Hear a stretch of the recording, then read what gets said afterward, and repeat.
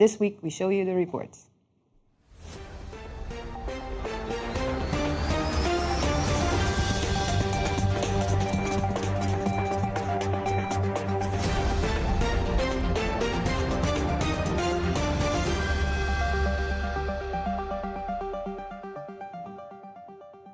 Yes, hello everyone, it's Friday 22 October and today we will be taking you on a tour through Hungary. And that is because last week we were on a train through Hungary. We went from Budapest to Fenyestlitke, which is a 3-hour journey, and we visited East-West Gate Terminal, which is in Fenyestlitke, 3 kilometers away from the Ukrainian border. We made a very nice report of this journey, but before we go and have a look, let's talk about the latest news of this week with Onno de Jong.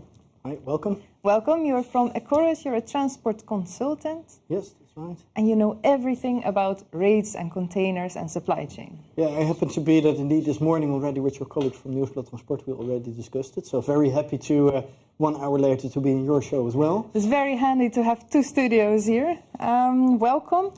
We had a report on our website this week that the rates of containers are finally, or for the first time, decreasing. How should we read this news? Yeah, it's interesting indeed. If you look at the Shanghai Containerized Freight Index, it dropped last week a little. I think it was within 1%. We don't know what the figures for this week will be, but be aware that it was a very little decrease and it remains at an enormous high level. I mean, still the rates we see, it's not something we have seen we have seen it over the last 2 years now, but it's not the situation we're used to. So there's still a long way to go if we talk about normalization of rates. Yeah, is this decrease at all relevant? Yeah, maybe for some it is, but I wouldn't say it's a game changer or anything. If you look at all the major outlooks of DHL or everybody else trying to forecast what is going on, also for different modalities. I mean, also for rail and for air. Still, the outlook from the perspective of either the ocean carrier or the transporting company it's very positive. Yeah, and how come that it suddenly dropped then? Is that due to the Golden Week that was last week? Yeah, that's hard to say. I mean, we're talking here a 1% decrease for 1 week. We'll have to see what happens. What happens next week? So, do you expect it to continue? Yeah, I mean it's still, what is it? 8 weeks? 8 weeks till Christmas. So yeah. So still we will see very high demand. I mean, what we've seen still. I mean, in Europe it's not that bad, but in North America with the enormous amount of ships waiting at LA Long Beach and the increasing strains it puts on hinterland logistics. So, for instance, also rail yards in the US are heavily congested, also because there are no local truck drivers available. So, no, we're not out of the woods yet. Yeah, it's going to take a while. But what does Christmas mean for the supply chain? Well, I think what everybody had feared was that indeed that many Christmas, for instance, Christmas decoration or gifts would arrive rather late. Well, if you now go into an average store, already the whole all the Christmas articles, they're there, and that's I don't think that much later than expected. Of course, we don't know how much was paid to get these goods here, or if there's still some leftovers of last year.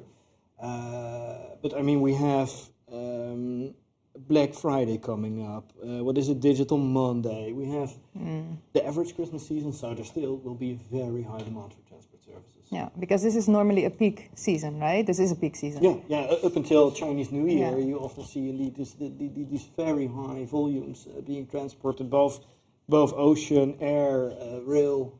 Yeah. But it's already very tense on the market, and then on top of that, there is a peak season. Are we able to handle that as a supply chain? I think as a supply chain you will be able to handle it, but it comes with the question at what price. I mean, that's in the end. This morning we had a lovely discussion on it, and also a question was asked to the audience via poll: do you actually cancel shipments because in the end it doesn't work out? So if you have relatively low density, low value goods, and you can sell them only at a couple of euros to a customer in the Netherlands, then in the end, the economics, it should make sense. Yeah. And for a customer, if I want to order my Christmas gifts from China, am I still in time? Oh, that's hard to say. If they still need to be loaded on a vessel, that's quite a tight schedule. And what about the train? I don't know. Yeah, it depends. Can you find capacity, and also how border congestion at the moment is looking. Over the year, we saw, of course, an increase in congestion because of the popularity of the route. Then most of the classic choke points got choked again. I can imagine that everyone in the supply chain is now working to make things run as smooth as possible. But it's tricky, right? I would say it's tricky, yes. Yeah. Now, actually, it's funny because we tried to order socks. And that is, I'm going to tell you more about it, but it's for the European Silk Road Summit. It's for the guests of the European Silk Road Summit. They're going to have socks. That was at least the idea. Yeah. But it was not just the shipping time. It was the manufacturing companies there had to make choices because of the high electricity prices. And they only take big orders, and our socks were not enough.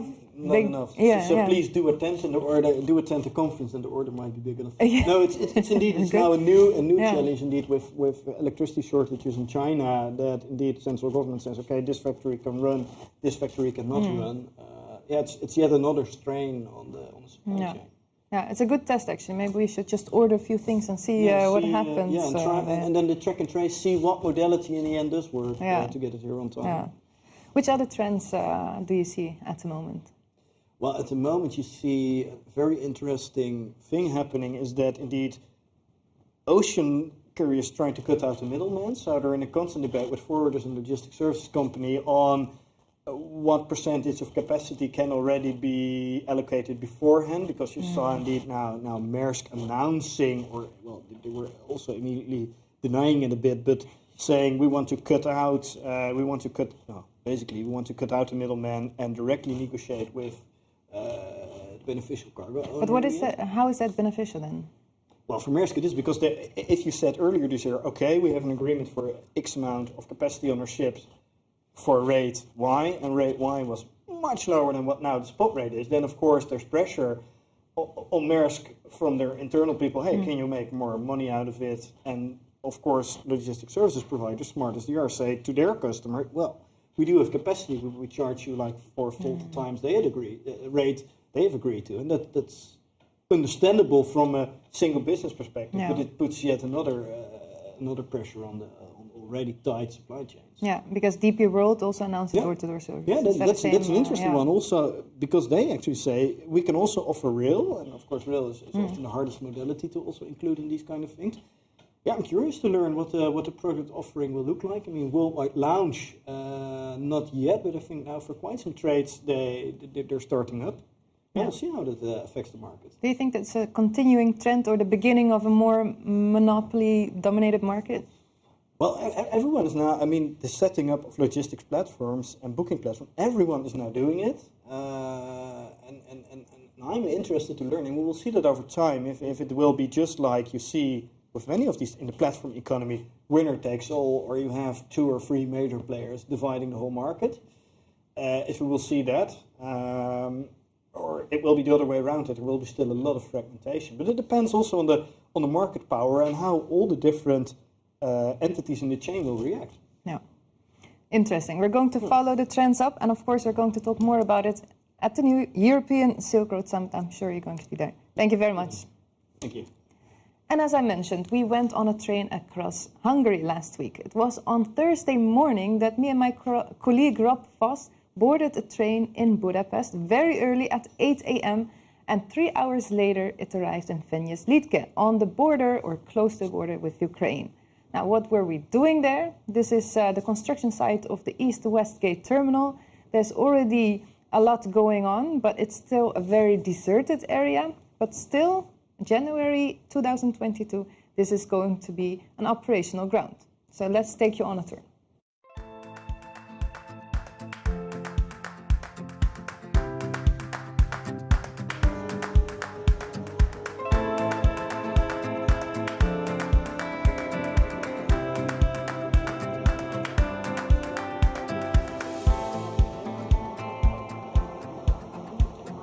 We're on the train right now, which has just left from Budapest and is on the way to Fenyestlitke. It's a 3-hour journey which takes us all the way to the border with Ukraine. And it's here that East-West Gate is building its terminal. And yes, it's under construction, which means that this train is going to drive into a terminal which is not done yet. but it's possible. And a lot of things are possible here because 5G technology will be there.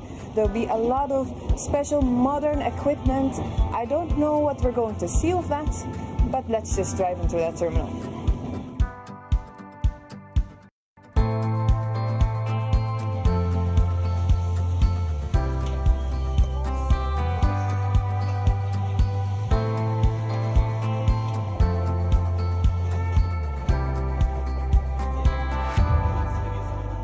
Good morning, gentlemen. Yes, good morning. Yes, hello. Where are you from?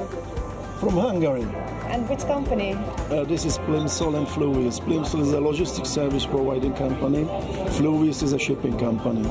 And is this the first time you're going to Fenyestlitke? I have an office in Fenyestlitke since 20 years. I was the first one, the very first one in this country, opening an office in Fenyestlitke.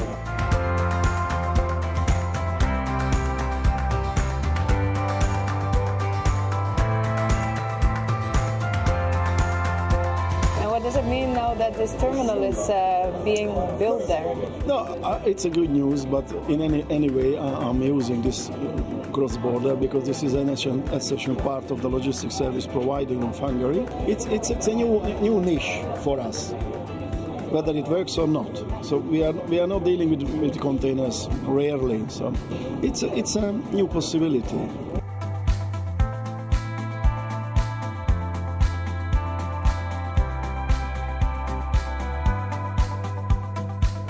I just spotted another person who is involved with the terminal. Let's see.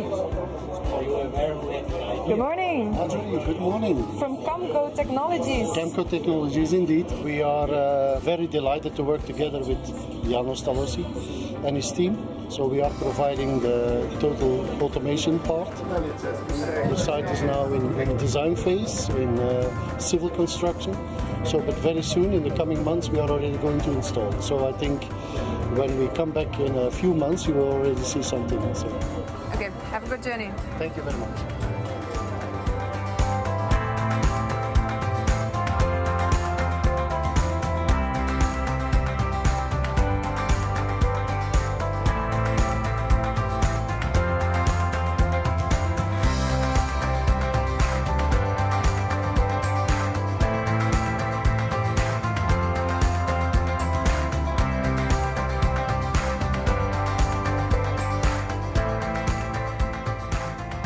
So Adam, we just got off the train in Fenyestlitke and there were a lot of people standing here to welcome us. Who are all these people?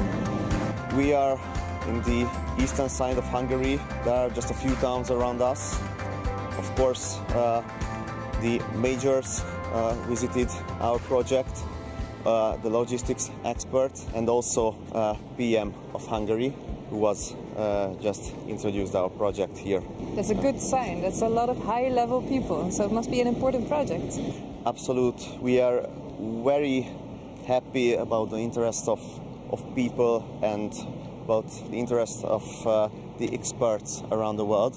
And actually, everybody is really interested in the project. So why is this terminal so important for the region? We believe that this modern terminal will put Hungary back to the map of the European logistics.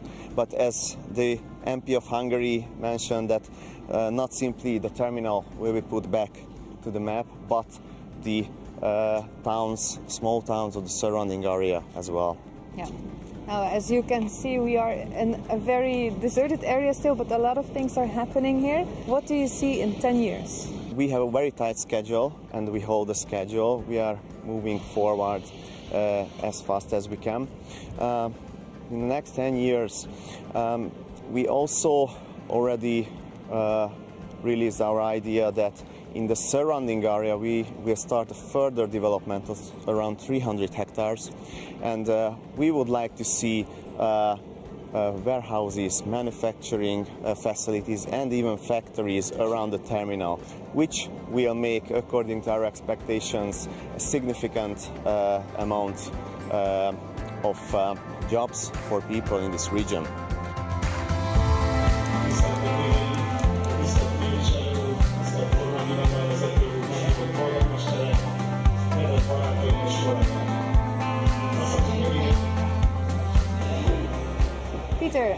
you're from Maxware, and I just saw you signing a contract. What kind of contract did you sign? We signed a contract for delivering a real-time digital twin-based operational environment to the East-West terminal. And we are really proud of this contract because we are a small startup in Hungary, and we are spreading into different industries, and logistics is one of the most important, I think, where we can provide some real value. Through our real-time digital twin, it is possible to aggregate all the information that born in the terminal from the crane systems, from the security systems, from the train control systems, and through this operation surface, fewer people with less cognitive load can make the operation and control work.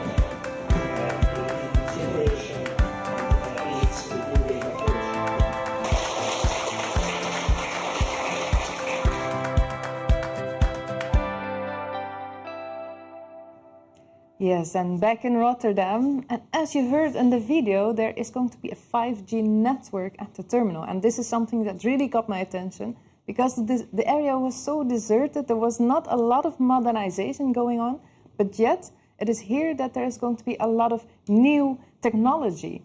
And it was clearly a vision of the CEO of the terminal, Tamas Talosi. I almost mentioned his son, which is also in the videos, Adam Talosi. But both of them have a vision for this terminal, and that is to be a very up-to-date, modern facility. Now, I happened to sit next to the man of Huawei in the train on the way back, and he told me what Huawei has to offer the terminal. So we're on the way back to Budapest, and I'm sitting here with Tamas. And Tamas, where are you working? I work for Huawei Technologies Hungary. Okay, and you're very involved with the terminal. Indeed, we are the one who are supplying the 5G technology to enable all the remote operations and all this industry digitization on this very terminal. And what can you do for the terminal? Oh, many things. I mean, amazing stuff. But first of all, we create an underlying layer of 5G connectivity all around the whole terminal. So that we will cover all parts of the terminal with 5G signal. And we are enabling all the devices communicate with each other and with the network. And we put very different applications on top of that. So as it is, 5G is not the answer. It is an enabler of creating real industry digitization projects. Can you name an example of a typical thing that couldn't be done without 5G? Oh, yes. I mean, here, our first use case, what we will use, is remotely operating the free cranes. So here on the site, the terminal will have 4 cranes altogether, and one of them is a completely free crane on rubber tires on its own diesel generator, and it can freely move around all the whole terminal. And it couldn't be, I mean, it either needs an operator right on top of the crane, but the vision of this terminal is that it should be a digitized, high technology terminal. So all of the cranes will be remotely operated. But let me start with why 5G. Okay, so why we couldn't do it with 4G, for example, here. Good question. So one of the benefits of 5G is that it not only provides higher bandwidth on the downlink part of the communication, but also provides very high bandwidth on the uplink. Why we need it here? Because we need HD, high definition cameras working on the cranes, sending it to the control room where the operators can see in real time what they are doing. And we have to send back their control signals to the cranes so that the cranes are doing what they actually, control them to do at the remote terminal. So the other thing, so we can send these high definition camera images up in the network with the high bandwidth, and we can also use 5G's very low latency so that these controls are implemented in real time. And how new is all of this? This is very new. I mean, all of this is coming with 5G technology. The very first 5G networks have been implemented in 2019. So the point of this is that this is a unique project, what we have seen here. This is this is something which is a greenfield, completely greenfield operation, where the investor and the CEO had a vision to create something extraordinary, exceptional from the very beginning. But it can be, I mean, the technology can be used also for brownfield digitization projects, right? So, do you see that coming? Do you think terminals are interested in this? I do believe. Yeah. In my opinion, correct me if I'm wrong, but in my opinion, logistics is an efficiency business. So the more efficient you can be, the higher profits or the higher business opportunities you have. And this is exactly what we talk about when we talk about efficiency. And in general, this is a fairly new technology. So even the very, very first 5G networks have been implemented in 2019 in China. Mainly because they had so huge population density that they couldn't serve the population with connectivity. And the other thing is that there is an ongoing, I wouldn't say war, but a competition, a healthy,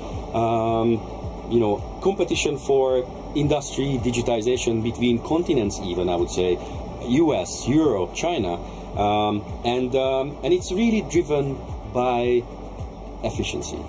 So digitization in its own doesn't bring the big benefits, but digitizing complete industries means that they can be more competitive against each others, and this is what something has been realized and recognized and built already in China, such a, for example, a three-dimensional system which we have seen with Maxwell, so that the operator is sitting on a higher level. They are just controlling that which container goes where, and then the system does the movements automatically, just as we did in our own warehouse.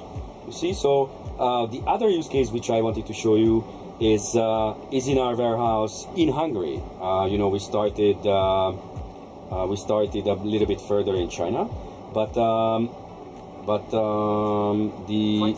the other use case which I wanted to show you is already in Hungary. This is our warehouse in Págy, very close to Budapest. Huawei has its largest logistics and manufacturing operation outside of China here in Hungary. This is what is called ESC, or European Supply Center. This is where we are serving the whole European community and a few other countries as well.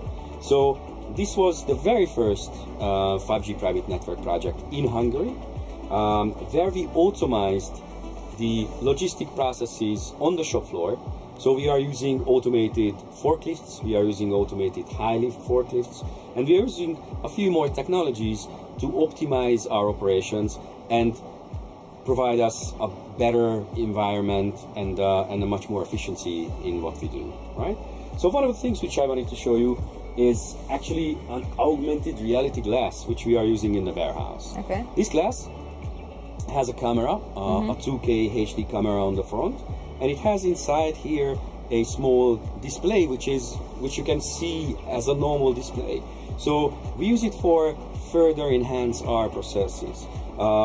As I said, we have manufacturing here, and the huge R&D investments which we are doing are mainly in China. So our R&D engineers are working in China. But if we had any issues during manufacturing with the devices, it takes quite a long time to overcome these issues, because we needed a lot of different communication. With these glasses, the operator just takes it on. Looks classy, right? The operator just takes it on, and yes, can you please? I mean, yes. I'm pretty sure it looks much better on you than on me. Should I see something, or not at this point? I mean, I have to connect it to my 5G phone to work.